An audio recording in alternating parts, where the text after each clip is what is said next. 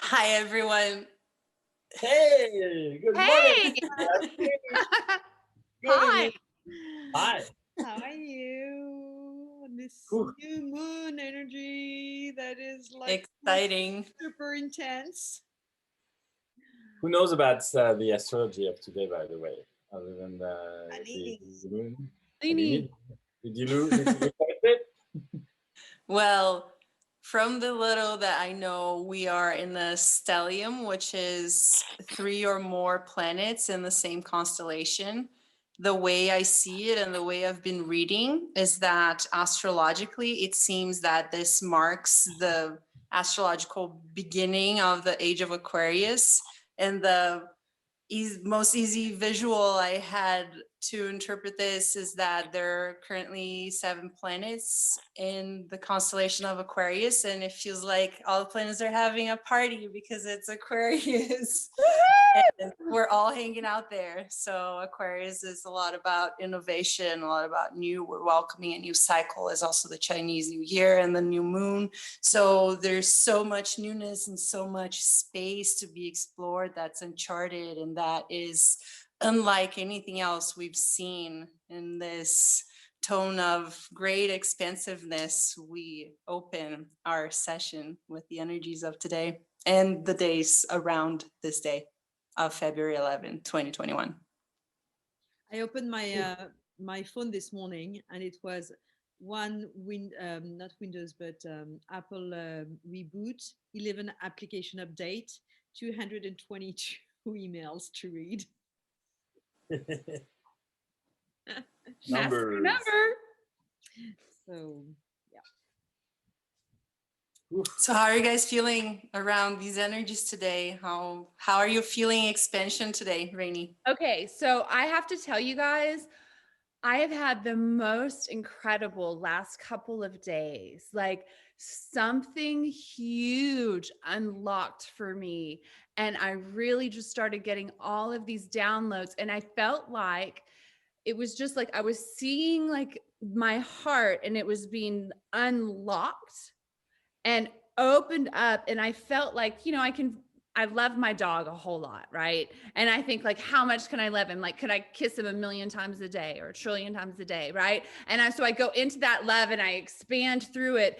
And I just feel like it's so encompassing. And what I'm hearing from my team is that like, hey, you asked for help, you asked for divine intervention, and we're here, we're ready to help. All you have to do is keep raising your frequency to receive it. And so I had this vision, and then I'll finish. I had this vision of like our whole light family, like having a huge party and like music playing, and like we'd like split into 2 and we were going down like Soul Train and we were each like doing our dance to the music, and we were just like celebrating that it was complete. Like there was I feel just this elation that's really hard to describe. So that's where I am. Very exciting. Oof. Beautiful. Virginie, how are you feeling?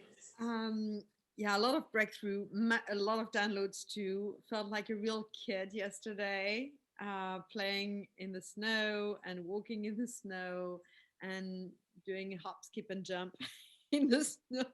So I felt like really like a kid, and yeah, I'm meeting some friends and stuff and being silly and like the big download that I've been having for the last couple of days were like, you need to laugh, and to yeah, just like basically letting go and don't care about serious thing, being a kid again. It was very much into having fun. And I had fun, I must say. It's just like we had a massive sleepover. Oh yes, because in France we still have this. We had like a massive. My house was full. Fun. People on the sofa and just So, so yeah, lots of fun time. And also I felt a lot of there's two big download that I received is to help the French community to raise their vibration, because there's so much belief onto the French is such a beautiful country. We do it right. We do it perfect. You know, the Roi Soleil, blah, blah, blah. And we know it best, and all those kind of things. And this is the reason why we're still more confined than other countries, because the collective of the French people think they are right or something in those lines, and therefore it's to do a meditation so we can help the healing frequencies of each individuals. And I started spreading around me to connect at 8 o'clock at night French time for everyone, and to receive this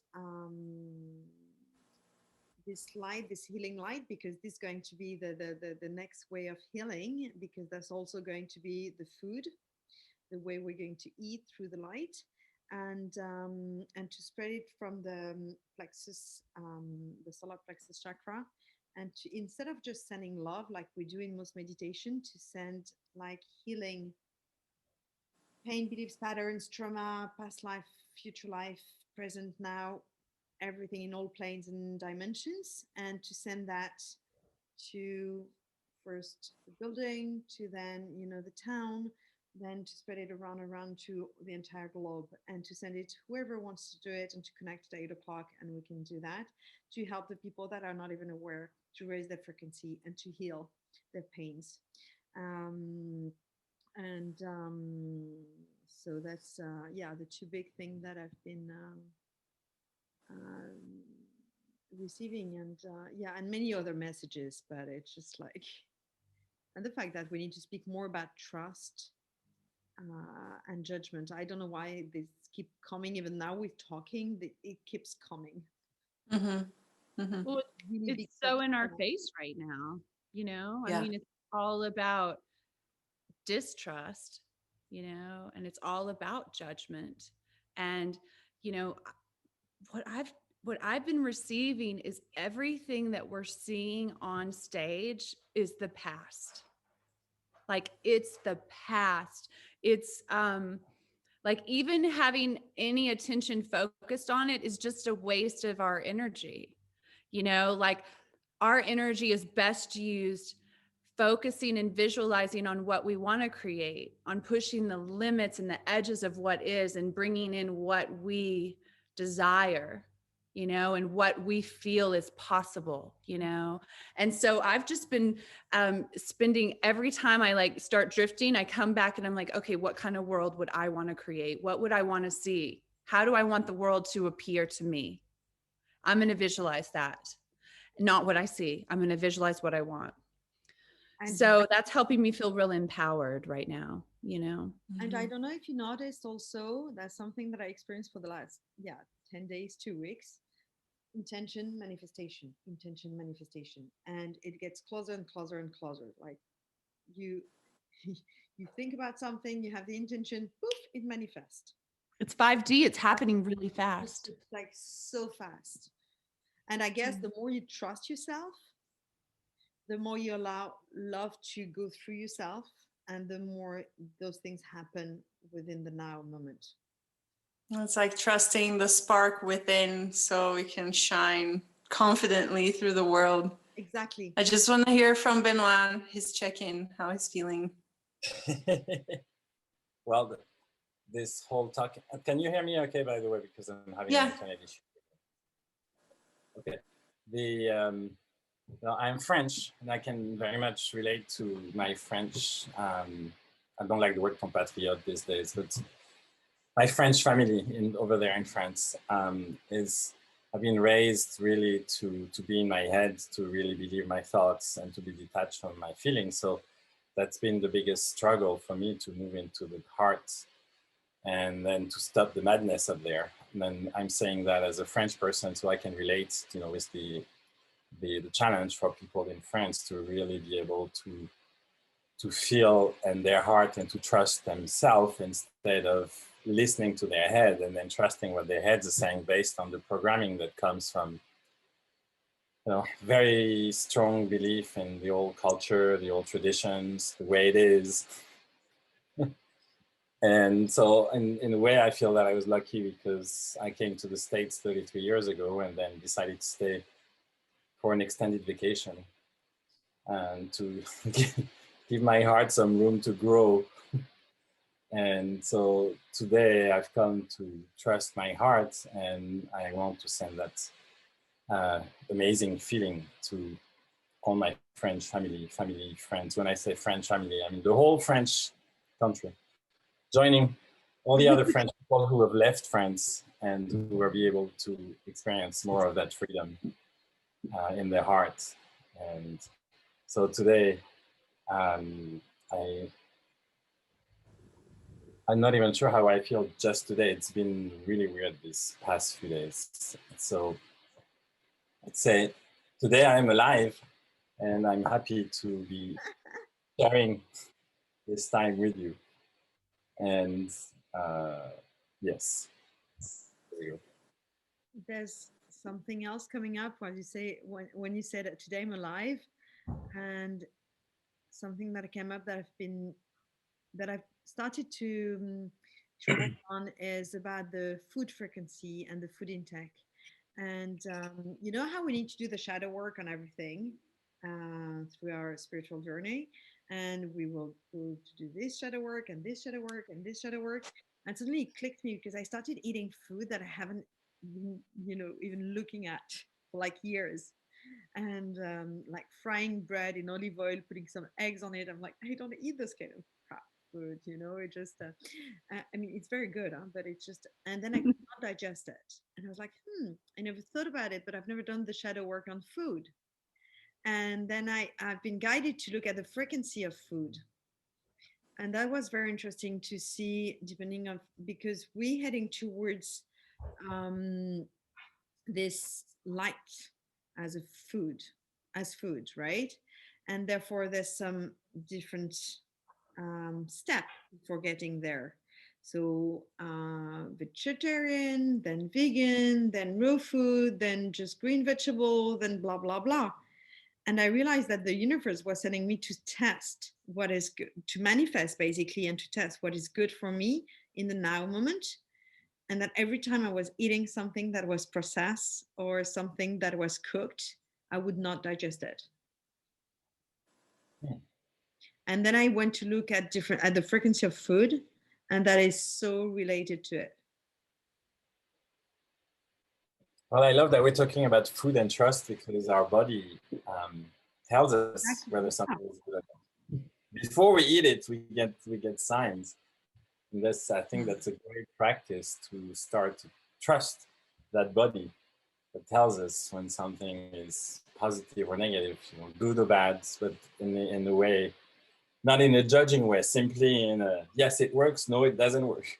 Do you guys ever get the intervention from your team where I'll be like actually holding something that I'm not supposed to, like I'm like, oh, I'll just have this, ginger beer, right? I know I should only have just water or something. My mom will literally, I can feel her from the other side. Something will happen. It will spill out of my hand. I will not be able to consume it. Oh my God. Does that happen to you? Oh my God. You should have seen me on Sunday. Just everything I was taking in the fridge got spilled on the floor. Right. Totally. This is crazy. It's just like me, it happened yesterday. I was at my friend's out of the kitchen, just like yesterday. My friend was ordering food too, and I picked something, and she was ordering for her and her son, and my order simply did not come. I'm like, that's great. I was okay with not eating already, but I was gonna eat just to like go with them, but just like for the social engagement. but then they just didn't send it. I'm like, that's great. That's perfect. You're like, my team's intervening. I'm not supposed to eat this. Okay. Okay, same thing about your team. Okay, other question, bouncing on Rainey question about stones and everything related to stones. For the last month, I've been breaking most of my bracelet with stones, or stones falling on the floor, or stones, and they all break. All of them, one by one. I mean, There's when a that, lot of old energy, right? Sorry. Like lots of things need to shift and then change form, it seems. But I know a lot of people tend to ask that question, so I thought it was good to have you also your own input. I don't feel, I don't feel like, oh my God, I broke a stone. I'm not like that at all, because I know that maybe the stone took the energy and just by itself, it will, okay, that there's no longer a need for me to have that stone around me, or a need to have this bracelet, or to have this jewelry, or whatever. But a lot of people get anxiety about the attachment to this stone or this jewelry, because it's been that was a gift, or so that I think it was interesting to maybe share your thoughts on those I'll questions. share something. Yeah.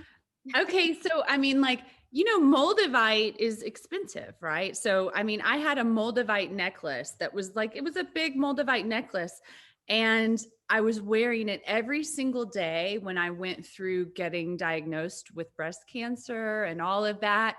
And one day, like a year into it, as I was going through treatment, the whole thing just like felt, I mean, like I was walking and it just busted, you know what I mean, in front of me. And I thought, I wonder if that stone took it out of me. Do you know what I mean? Because I had been asking for its help and like transmuting it, getting it out of me. And at that moment, I just felt like it took it out of me. And that was its purpose in my life. And I was not supposed to wear it. It wanted to like be at, I put it in an altar in the yard because I didn't want it in the house. You know what I mean? So, but I feel like, man, that happens pretty regularly when stones are like, hey, I'm done. I've taken the energy for you and now I'm complete. And you have to let it go. Yeah, that's what I believe. But I just got given her organite, Benoit, that's the thing, right? And yesterday just fell on the floor. So a small piece. And it's a big one, it's like that. And a corner one just, pieces broke down. Broke up, broke down, broke. Just broke. It just broke. So I was like, okay, maybe I should not keep it too close to me because the energy is too strong or something. Because it was when I moved it by my bedside table, and then it just fell on the floor. But nothing happened when it was in my living room or on my chimney, or Aline, you're pretty familiar with it's organite. I always forget the name also. Organite is the one that is the resin and the multiple different elements in it. Yeah. Yeah. So the combination of them together creates a piezoelectric effect that conducts energy in a more efficient way. So, for example, I have a friend who owns an essential oil company, and he takes his oils, and in order to activate the scent of the oil, it's impressive. If you smell the oil before, it sits in the organite for a little bit, and then you smell it after, and the smell kind of like flowers. Wow. And he activates it with sound bowls too. But all of the chances we get, right, to charge things positively. And also we are, if we're thinking pieces of value, right, and the rites of passage and the change in frequencies, I believe that in rites of passage, and even in rites of passage of like spiritual journeys, it's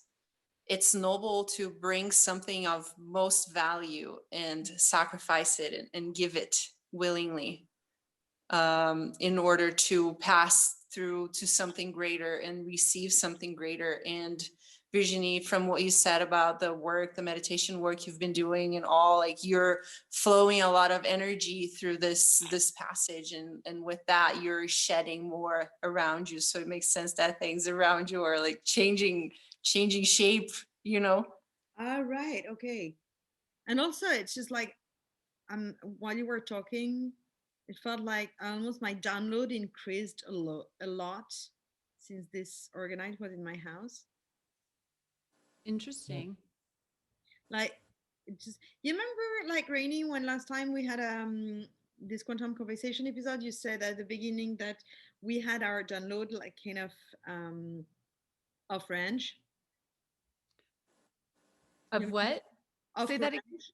Of range, like we were not receiving as many downloads. Yes, exactly. There was like disturbance. Like, because I got this like a couple of days later from my friend, and I was very surprised that suddenly just like boom.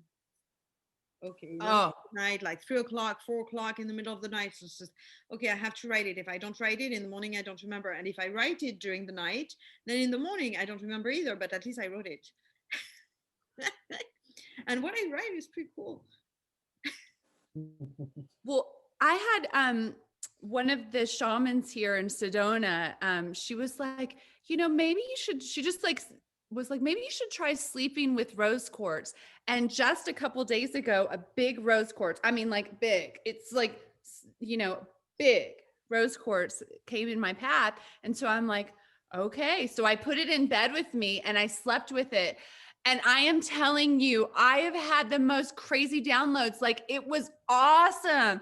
So I highly recommend it. If anybody, like, I put this under my bed last night. Like I'm just super excited about, you know, it's like I know that, but it was just like, wow, why haven't I not been sleeping with this huge rose quartz, you know, before? I broke the rose quartz that I had as a necklace. Oh no. But yeah, it's okay. It's time. Its purpose was complete. It's so cute. I'm here. You know, I don't need my love quartz anymore.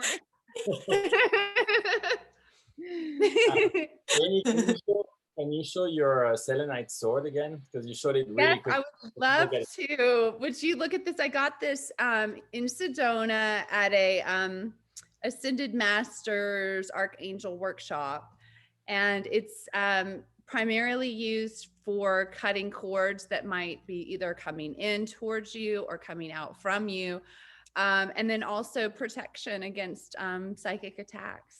So I'm really... That's cool. I would love to know if we can get some here. And we can amplify the energy of it now. Yeah. And spread it to all the ones that are ready to feel it.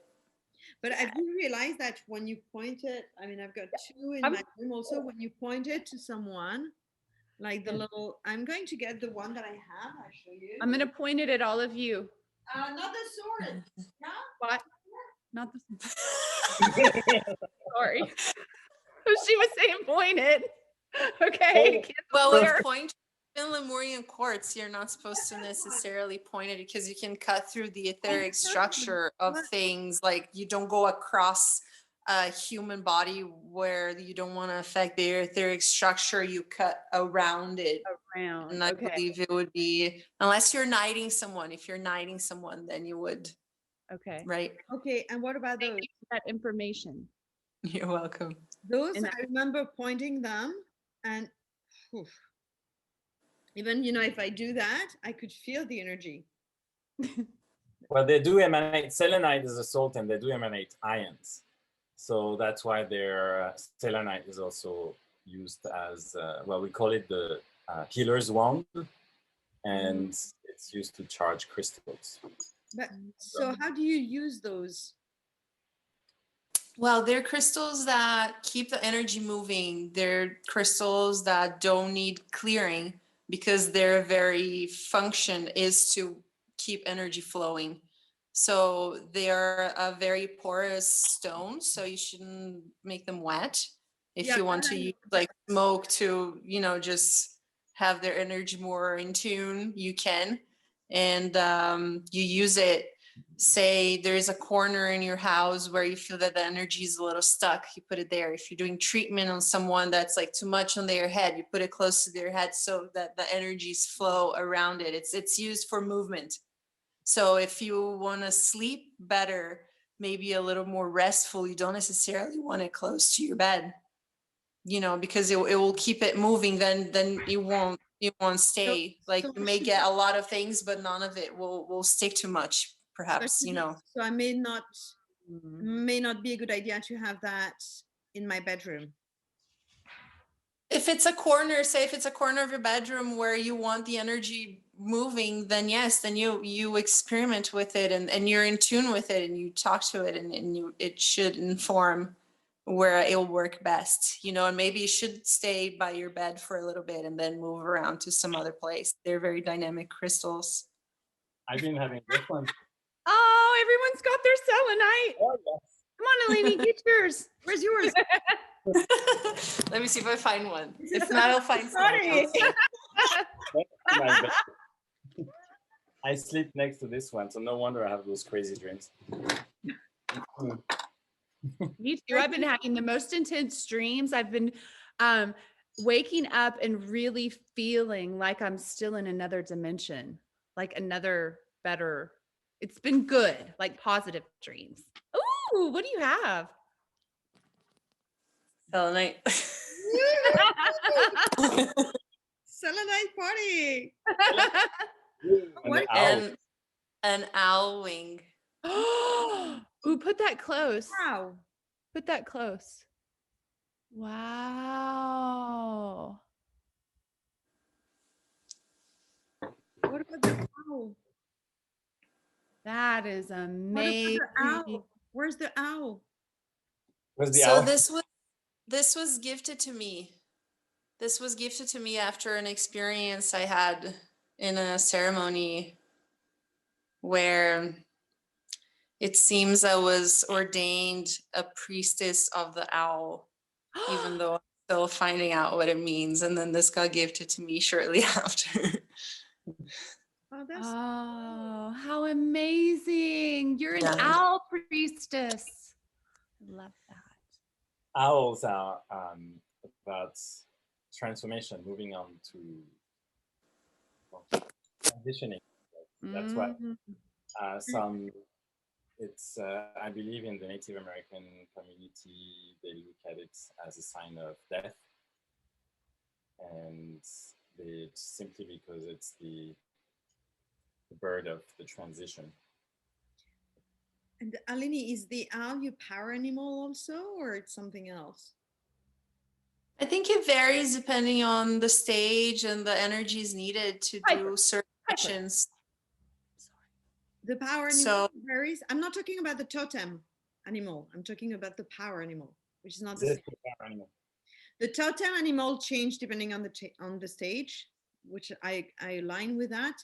The power animal is different. It's really the one that is yours. Totem Well- and power are different. Yes. It's been present throughout my life, the owl. So it's possibly very likely one of them, power animals. I don't know if there's only one or if there's more, but I believe it's a close one. And the tiger also. The owl and the tiger would be the two. And I've got the Lily, when I was with you in Brazil, didn't we go and retrieve your power animal? We were going to, but we never got to it. It never happened. Oh my God. because we did it with Benoit here. And What was your power animal? Remind. Oh yes, I know what it is. you know what it is. You I know what it remember. You want And to tell? I channeled it before. That was funny. I was like, oh, that's going to be, maybe it's going to be the eagle. And it was the eagle. It was the eagle. Beautiful. So we cover the day and night, Aline. Right. Right. Let's do it, baby. Rawr. And the tiger. The tiger, just like, yeah. Hey, I want you to have to think about being a Taurus and an ox and try to be skinny. Think about that. It's hard. Okay, I've got a lot working against me here. I feel you. Really? Bro. A Taurus and an ox. Come on.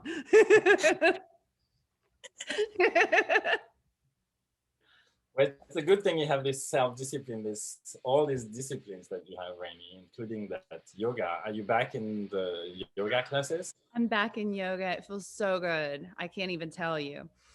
So, yeah, it's been really nice. And oh, I noticed today is a portal day. It's the 11th. Yeah. Oh, yes. Mm-hmm. The portal to so many things. So many things. We want to go back to trust and to yoga, even to make room, right? How important is it to engage in any activity, if it's physical, if it's mental, if it's spiritual, anything that will build muscle, anything that will stretch and open and make space for the new, right? And how much freedom is in trusting that the light and the inner spark will carry on and take us where we need to go and adjust all things around it to support it. It's I feel there's a lot of portals since the beginning of the year, and what you're saying, Aline, I really resonate with that. And maybe we can try to see how we can help people to trust more their inner guidance, their higher self, their intuition. And because I feel we all needed some help at one point, like you guys helped me and we all helped each other. So how can we also help the collective by giving tips on trusting ourselves? I have a tip. Yeah.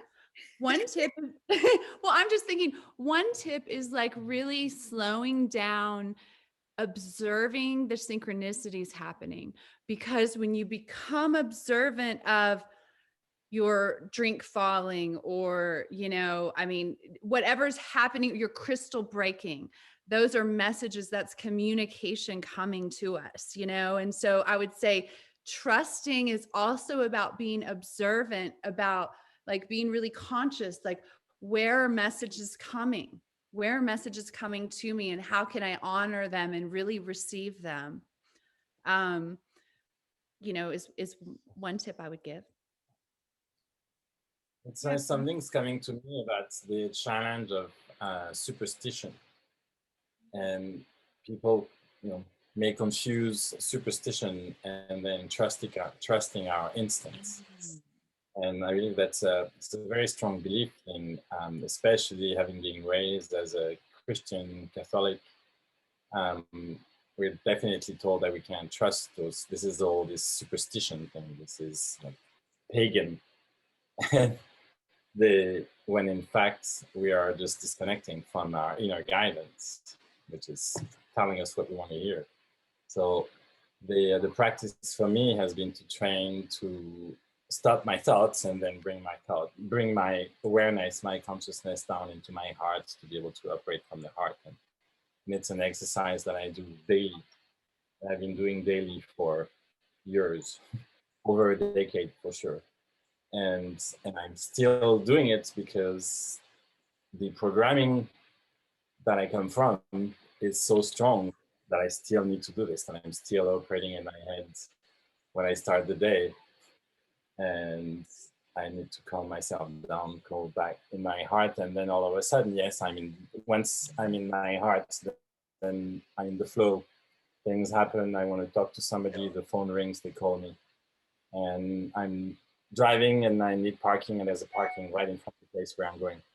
This is just to show the benefits of operating from the heart and out of the head. So there are many meditation techniques that allows to stop the mind and bring it down into the heart. And I'll give you just a quick one. I'll share just visualizing the thoughts as a ball of light that is bouncing in the mind, in the brain, in the head with the thoughts, and grabbing that ball and then let it stop somewhere in the mind and in the brain. And then once it's stopped, then visualizing it coming down, all the way down to the heart. And you can visualize it going through the sinus, through your throat, whichever way it feels comfortable, all the way down into your heart. and then visualizing that little ball of light stabilizing in their heart and finding that point of peace. That's the starting point. There we That's go. very good.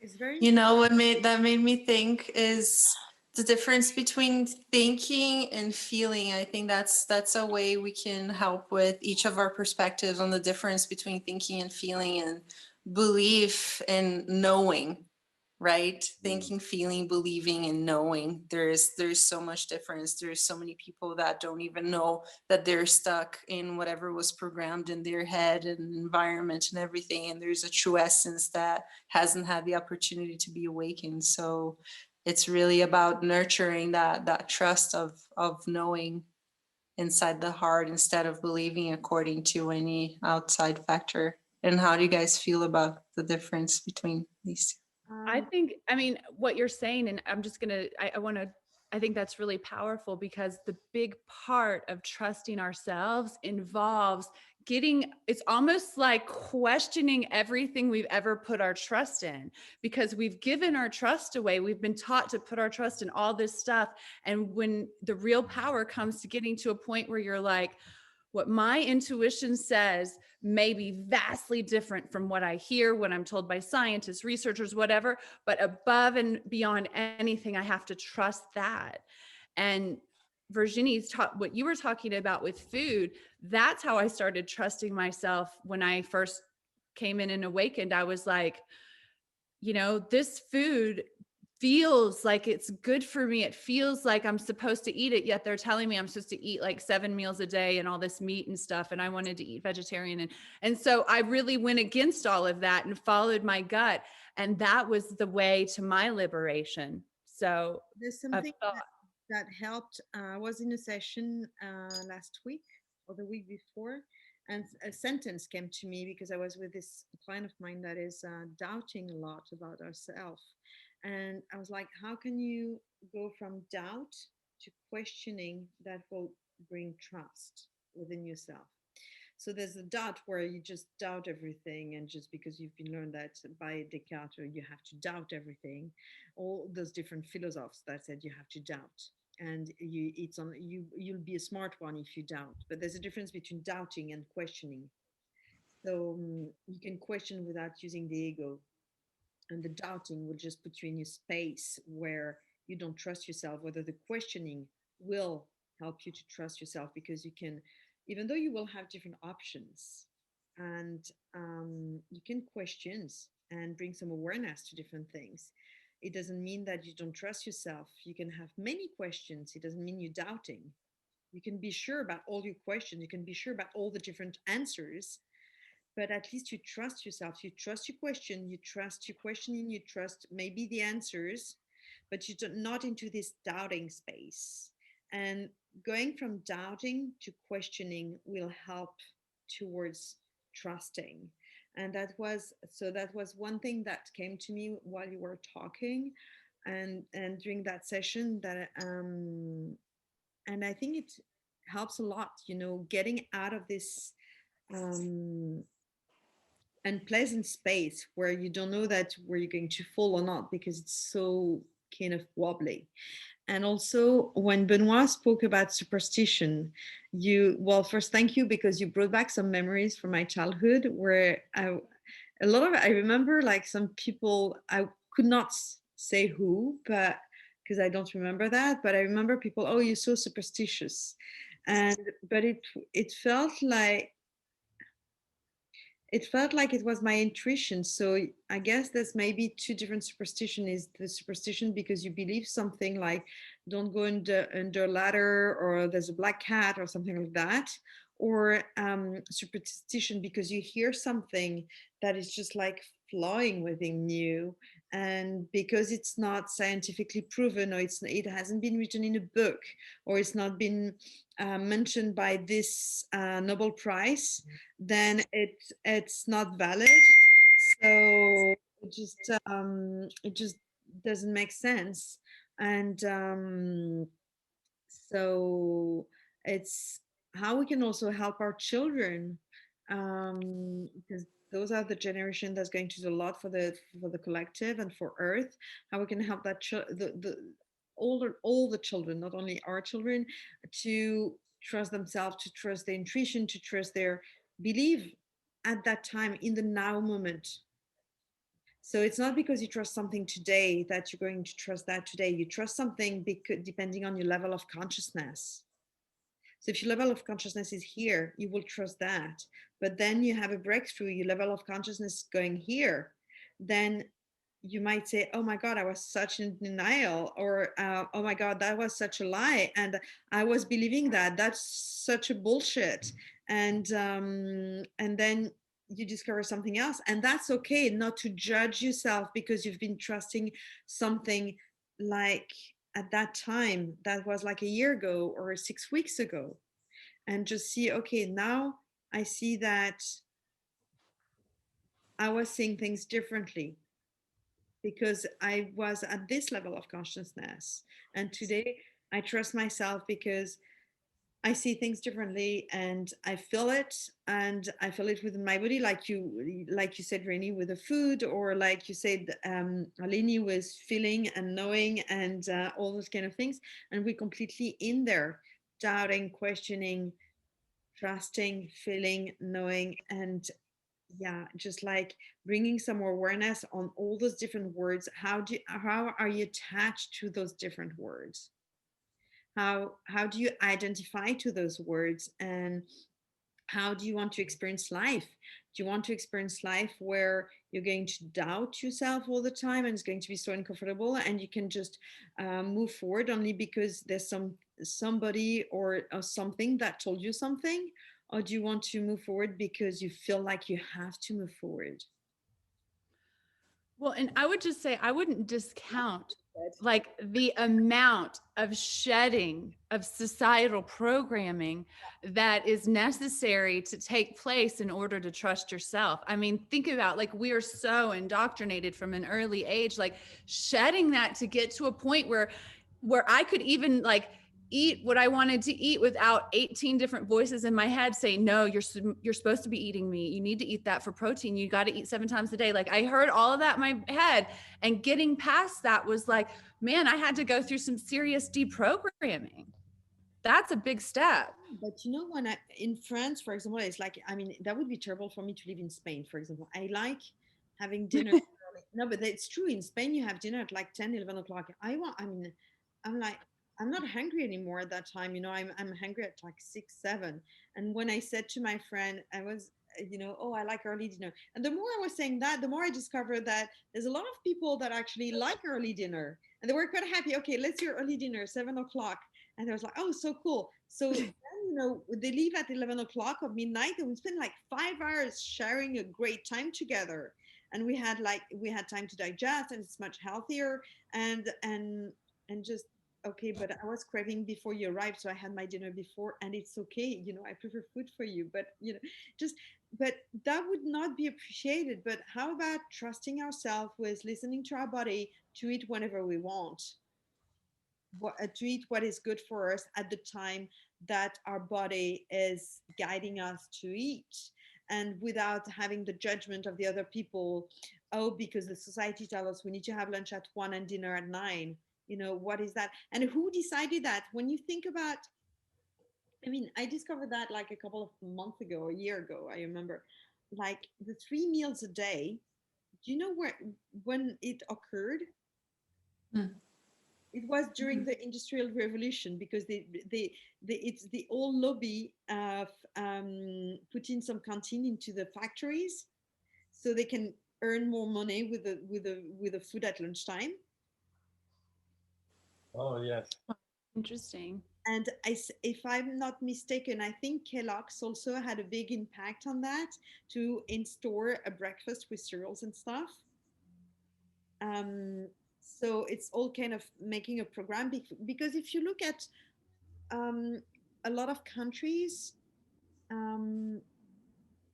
they eat when they're angry, and they eat when there's food. There's no time. If you go to Thailand, if you go to Africa, restaurants and stores are open not 24/7, but pretty much during the day. In France, if you go to the countryside, and you want to have lunch at 4 o'clock in the afternoon, good luck, huh? It's impossible. So you cannot even listen to your body anymore. You have to eat when it's time to eat, and that's it. So it's completely against nature. I think that brings a big question for people out there: is how do we trust our body? We have all these voices in our heads, in our minds, whatever you want to call it.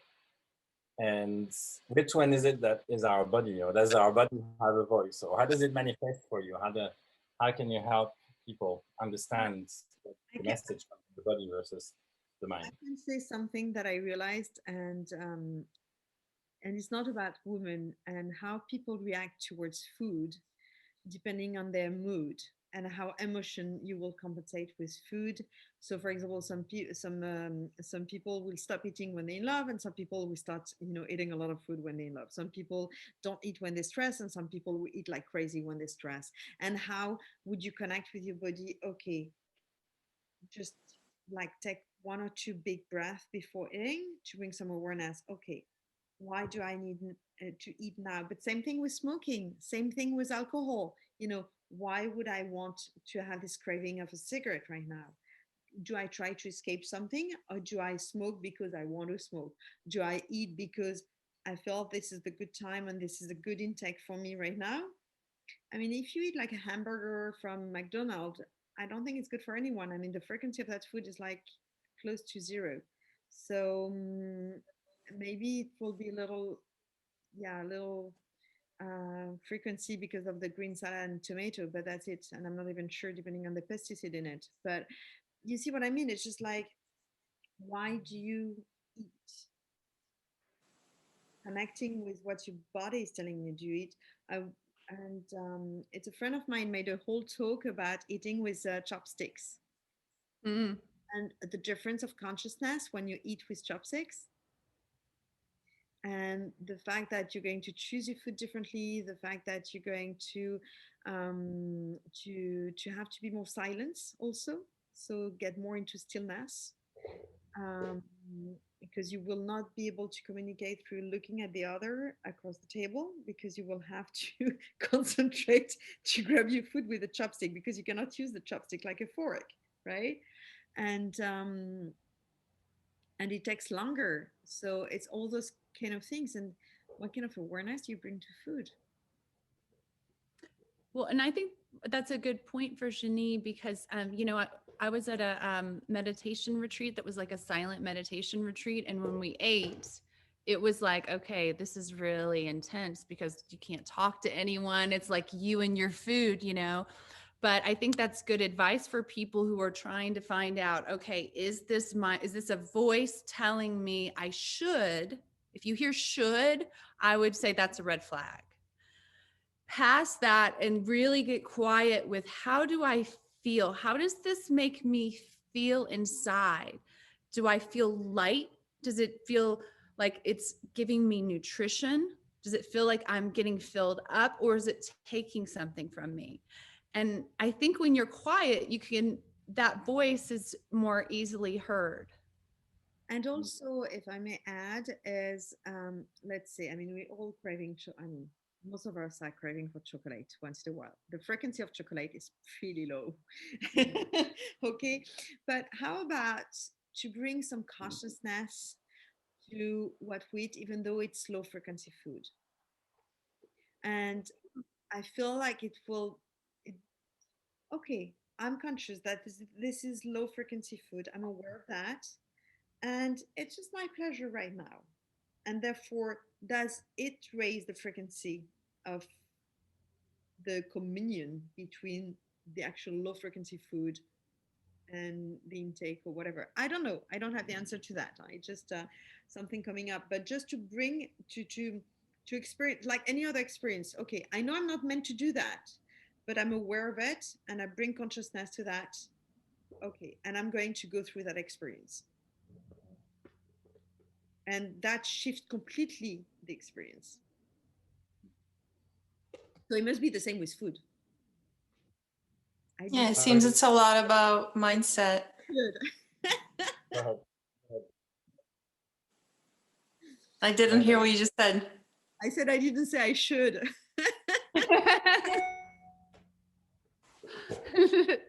Yeah, I think the best question to ask is, what would love do?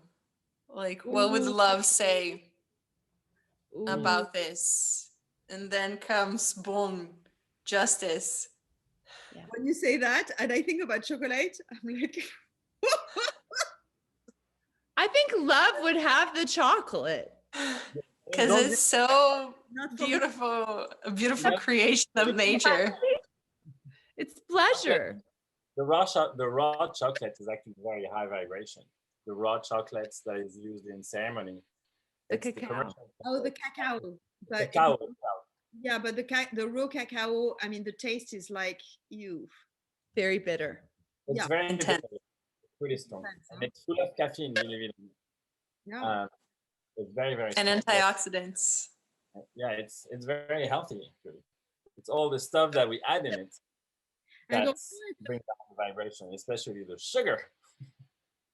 I was speaking with a friend of mine 2 days ago who's a nutritionist, and she was telling me about all those juice extractor and how to mix fruit and veggies, and that we need only 20% fruit or something like that, and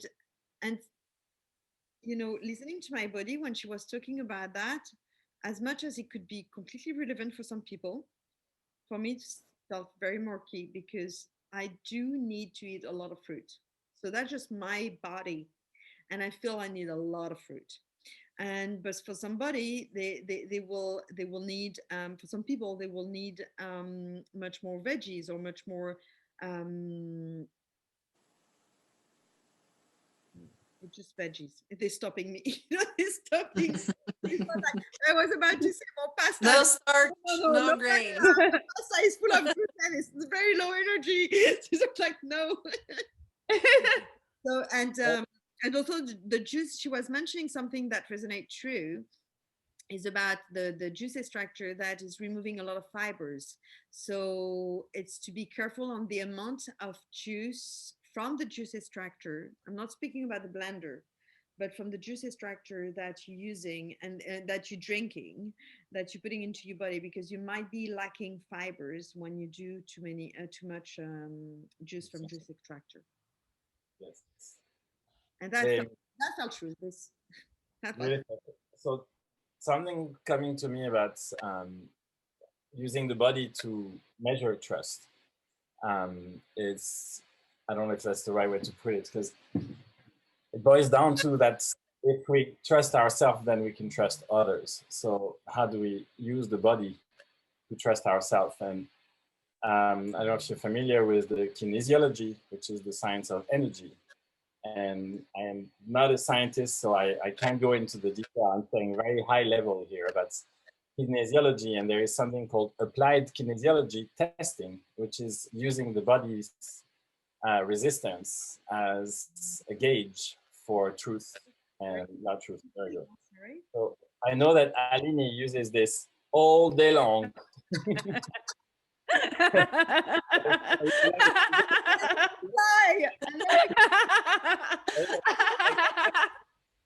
Yeah, mine is like this.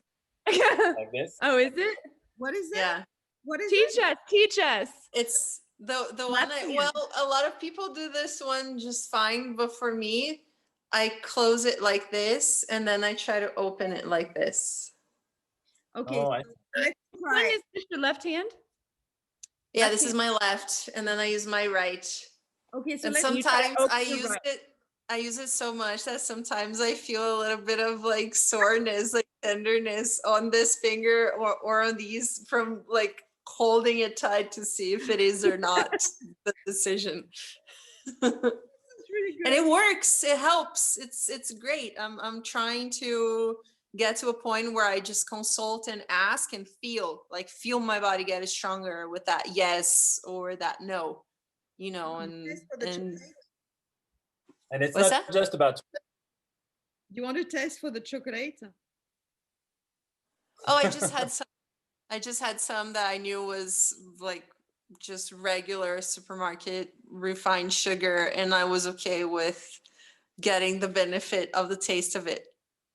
Like right before breaking fast with 3 chocolate truffles. So I feel exactly what you're saying about raising the frequency of the foods that we're intaking, you know, and having a balanced rest of the diet throughout the day. So like if there is an intake of food that's relatively lower in vibration, then what else is being done throughout the day and with the thoughts to balance for that and keep the body at a harmonious state, because we can do whatever. We can go into the rain, or we can go into the heat, or we can go into the snow, and our body will require different things for the different environments also, and the different types of densities when we're operating more in the physical versus when we're more meditating and doing retreats. Then you eat more lightly. So it's a lot about seeing the whole cyclical nature, even with the seasons and all, just observing it, not so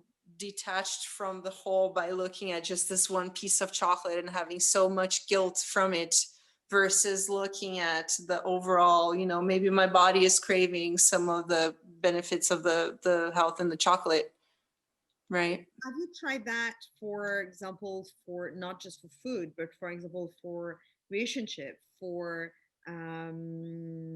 going somewhere? Like some people that are doubting, shall I go or shall I not?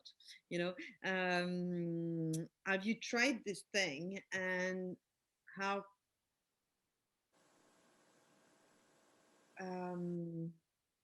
did you ever Will you explain how it works to people too? yeah. Sure. So from my understanding and what I feel is you have, well, you're set with a choice to either do something or do something else, either eat this or eat that, eat now, eat later. The way that I use this tool of my body becoming stronger or weaker, basically you're using your muscular response to see if that one thing you're asking, a this or that, or a yes or no, you basically want to envision. So it's this chocolate. I'm holding the chocolate, or I'm thinking about the chocolate, and I'm asking my body, well, can we do this? Like, will you get stronger with this? Is this okay? And then I ask, and then it's a yes, it doesn't let me open, So the or it's a question no. is just, I think what is important is also the way you're going to pop the question. What kind of question? Because it's And also explain the yes and no. Yeah, well, it's a lot about how it's using your imagination. Like, how much can you bring the reality of that chocolate in your mouth, or that decision to go take, oh, I'm not sure if it's gonna rain in the next hour, and I really want to go on a walk, and I wonder if it's gonna rain on me, so I'm gonna ask.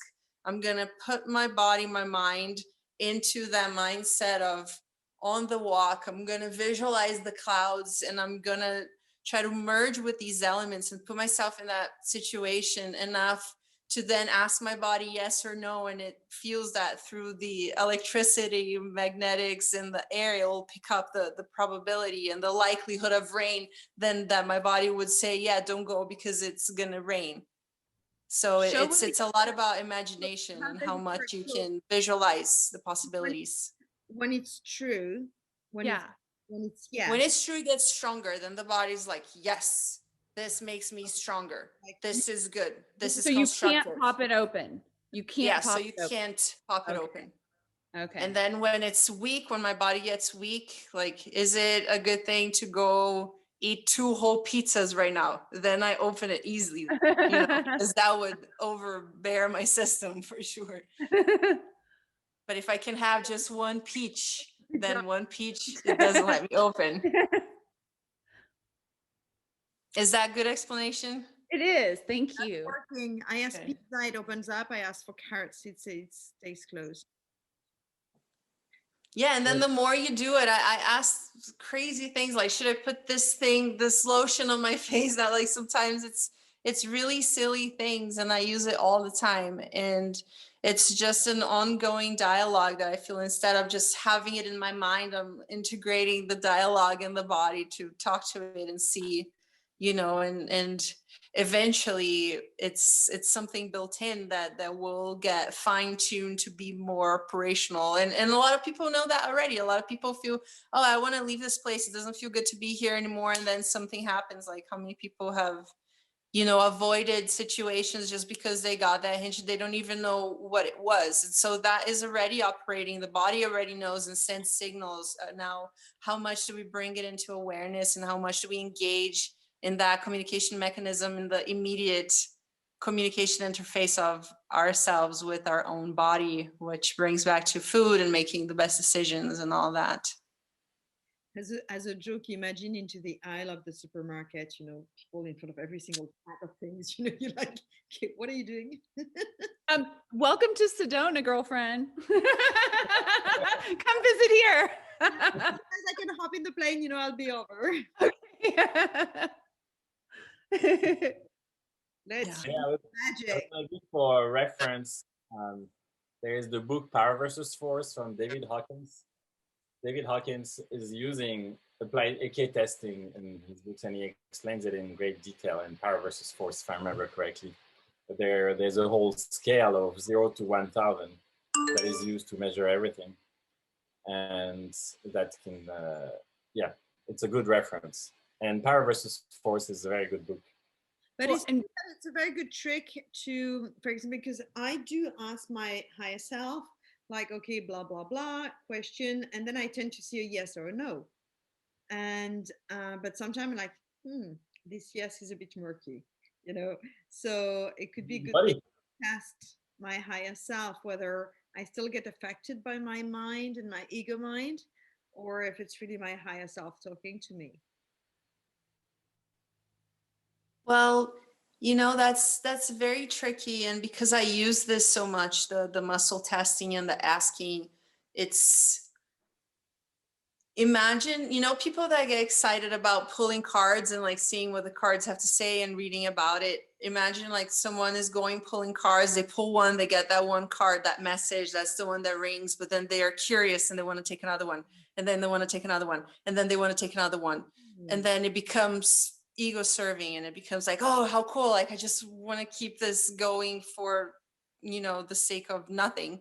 So it's something that needs to be looked at in a sacred way, respecting and intelligence, and operating from the heart, from the feeling, and not just the mind going, oh, and what about this, and what about that? And it's not really something possible. It works a lot better in instantaneous, like not really wondering, fortune foretelling, but like more immediate physical things that will make a difference and choice at the moment, versus kind of a divination. It could be also, and it takes a lot of practice to even sort out how the energies come and communicate. So I believe that nurturing that from a place of feeling and using more practical things, and using it in more certain things that are more defined to yes or no and that are current, versus more hypothetical situations, because it's all about how much you can see that timeline fully playing out, so you can test for that. And that you'll be more sure of the response, versus, oh, let me pull another card, let me see what this one says. It's like the pendulum, people go on and on and on it, and ask more and more questions, whether it's just the truth is what is in the now. We have, everything can change within a second, and the truth can change. So you can ask a question that the answer will be valid into the now, and what you need to have as an intake as a food is same thing. It's valid in the now. In 2 hours, the answer might be different. So if you do that in the aisle of the supermarket, then it's valid for the now. But then, when you get home, oh no, no, it's not valid for you anymore. Shoot, I have to go back. Well, I wanted to make a comment on power versus force, because you brought that up, Benoit. Can we please remember that the energy of one avatar, the energy of one human being who has clear light Christ consciousness, can cancel out millions of beings who are unconscious. Mm, Like that's the power of awakening. Yes. mm. Can we say raise the vibration instead of canceling out? Yes, thank you. Let's That's raise the kind of vibration. against the law of existence. Yes, yes, yes, yes. Love yes. it. Love it. Yes, indeed, indeed. How much work are we willing to put in, right, to accelerate this process so we all can have more fun in this planet? That's the big question on this big portal day. Yes. On this new moon. On this new moon, and you're talking about work. Yes, it is work. We have to do work to trust ourselves, to work, I guess, I don't like the word against, but reprogram these beliefs that we've been raised with that are not necessarily in line with our true self. And it does require some work. It does require some discipline, using meditation techniques, using the body as a measuring, as a gauge to see whether we're in truth or not. These are little exercises, and on a daily basis. Looking at the signs, they are everywhere. The signs are everywhere. The words you are, I mean, just even your house, you know, the street, everything, the music, everything. There is signs like everywhere. The bird singing, everything. It just, if you start to open up to what is, you can see those, and it's there's messages like everywhere. Angels are sending you messages like all the time, 24/7. Yes, I guess that's a very good message for. Sometimes they are French. I agree, Rainey. But no, but seriously, most of the time, I mean, if you're really into the now, and if you're within your heart, seriously, they are sending you like thousands of messages all the time. You It's know, a good thing you're bilingual. the other day, yeah, the other day, true, but the other day, I send that email now, or it's too early or something, and my friend just like responded into one of my Facebook story with a thumb up. It's like, okay, I believe the sign. It's just like, I got it, go for it, and I send it.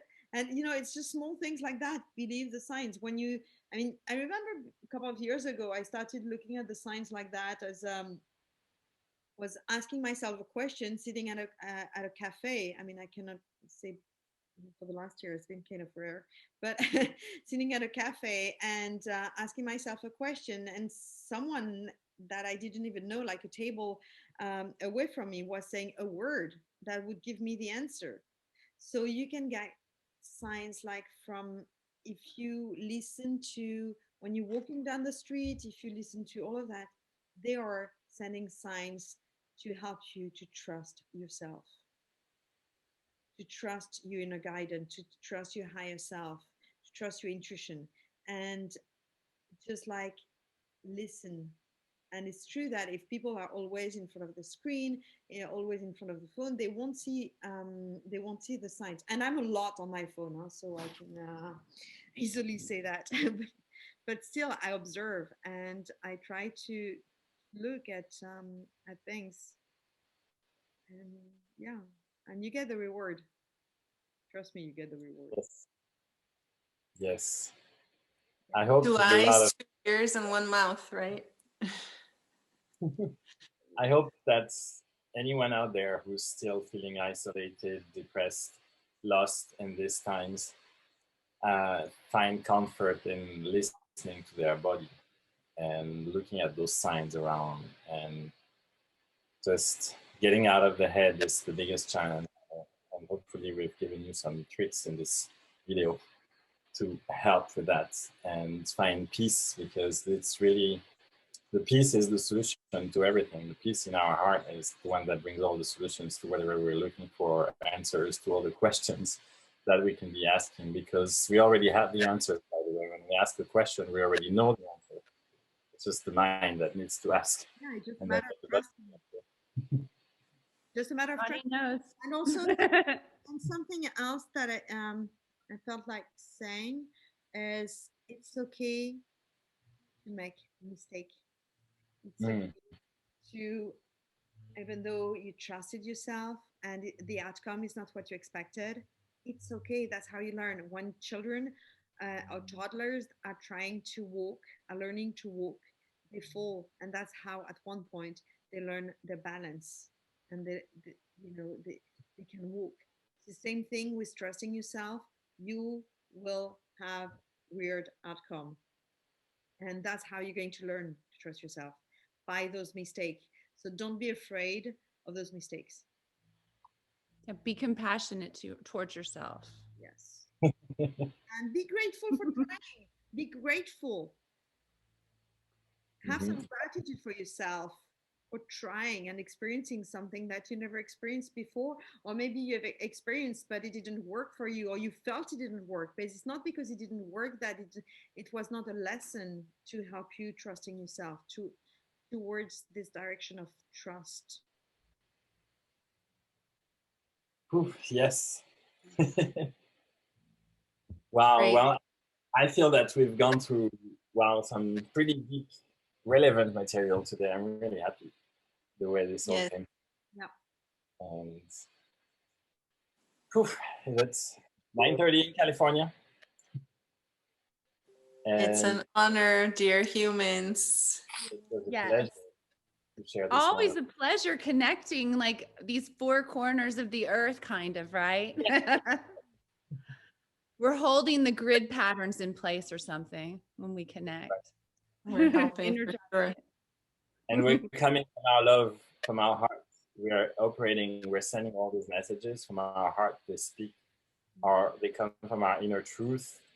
That's why we can laugh when we're speaking, because we can smile when we're speaking, because truth makes me want to laugh, smile, That's sometimes cry for other reasons. right. True. And also, same thing, it's okay to cry. It's okay to cry. We've been taught that it's not allowed to cry. Just, guys, just like seriously allow yourself to cry. Let those emotions out. Laugh Yes. out loud, laugh too much if you need to, cry too much and cry, scream in your pillows if you need to. But just allow yourself to be and to experience any emotion that's coming through. Beautiful. I think these are beautiful closing words. I love it. Thank you so much. Mwah. Thank you. Hugs, kisses. Yes. We see you next time. All right. Bye, And lovelies.